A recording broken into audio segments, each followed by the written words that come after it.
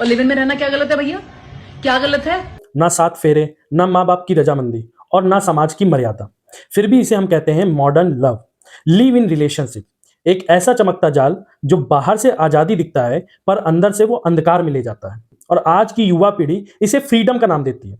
शादी से पहले उन्हें कंपैटिबिलिटी चाहिए, पर्सनल स्पेस जरूरी है, पर जब रिश्ते टूटते हैं तो ना प्यार बचता है और ना इज्जत, सिर्फ आंसू, दर्द और कोर्ट के चक्कर।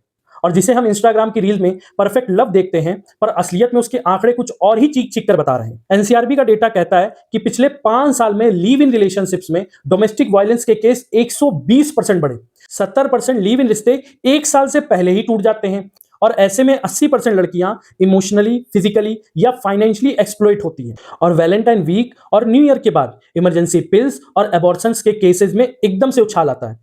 यहां तक कि अनप्लान्ड प्रेगनेंसी, जो कि लिव इन में शादी से 3 गुना ज्यादा देखी गई है। और इसे आज की पीढ़ी मॉडर्न लव का नाम देती है, जहां शरीर तो पास आते हैं पर आत्माएं कभी नहीं जुड़ती। और जब टूटता है तो डिप्रेशन, रिवेंज पॉर्न और कोर्ट केस शुरू हो जाते हैं। ऐसे में दोस्तों, हम सबको श्रद्धा मर्डर केस तो याद ही होगा। एक ऐसा नाम जो हर माँ बाप के दिल में सिरहन पैदा कर देता है। एक लड़की जिसने प्यार के लिए सब कुछ छोड़ दिया, माँ बाप, घर, समाज, सबको, और चुना किसको? लिव इन रिलेशनशिप को। नतीजा, फ्रिज में 35 टुकड़े। अब ऐसे में मैं आपसे पूछता हूं, श्रद्धा की गलती क्या थी? उसने तो मॉडर्न लव पर भरोसा किया ना, पर मिला क्या? ना प्यार, ना सम्मान, सिर्फ एक खौफनाक अंत।